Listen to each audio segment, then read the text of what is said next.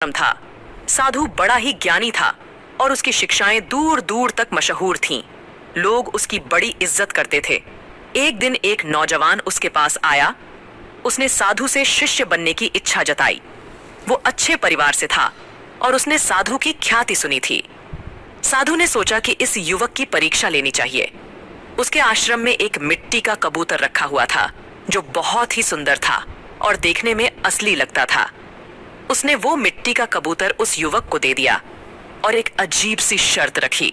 तुम्हें इस मिट्टी के कबूतर की गर्दन तोड़नी है, लेकिन ध्यान रहे ये काम तभी करना है जब तुम्हें कोई देख न रहा हो।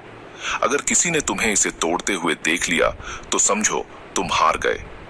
युवक को लगा कि ये तो बहुत ही सरल काम है और वह इसे करके जल्दी से साधु के पास वापस लौट आएगा।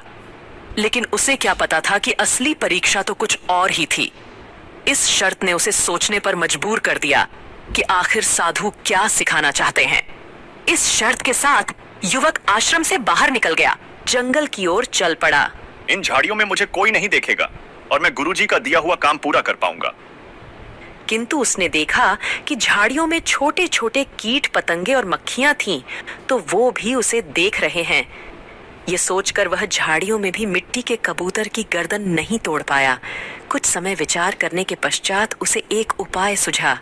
उसने एक गड्ढा खोदा और उस गड्ढे में बैठ गया।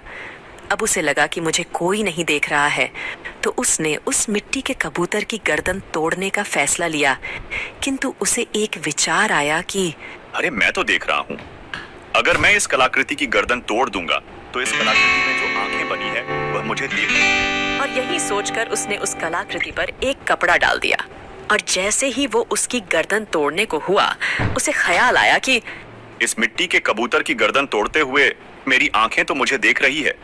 तो उसने अपनी आंखें बंद कर लीं। अब युवक को ना ही कलाकृति की आंखें देख रही हैं, ना उसकी खुद की आंखें उसे देख रही हैं। और वह जैसे ही गर्दन तोड़ने को हुआ, मानो उसके अंदर से आवाज उठी। अरे मैं तो देख रहा हूँ। और वह आवाज उसके हृदय की थी। अब वो युवक पूर्णतः समझ गया कि गुरुजी की कसौटी किस शिक्षा की तरफ इशारा कर रही थी। वह युवक उस कबूतर की कलाकृति को लेकर गुरुजी के पास पहुंचा। क्षमा कीजिए गुरुजी, मैं आपका दिया हुआ कार्य पूर्ण नहीं कर पाया क्योंकि हर समय कोई ना कोई मुझे देख ही रहा था। अंत में मुझे आभास हुआ कि अगर बाहरी दुनिया मुझे नहीं देख रही तो मेरे भीतर बैठी हुई अंतरात्मा तो मुझे हमेशा देख रही है। इस कारणवश मैं इस मिट्टी के कबूतर की गर्दन नहीं तोड़ पाया। हे युवक, तुम इस कसौटी में असफल नहीं बल्कि पूर्णतः सफल हुए हो। यही शिक्षा मैं तुम्हें देना चाहता था। हर एक मनुष्य को यह स्मरण होना चाहिए कि हमारे हर एक कर्म पर परमात्मा की नजर है। इसलिए कोई भी अनुचित कर्म ना करो।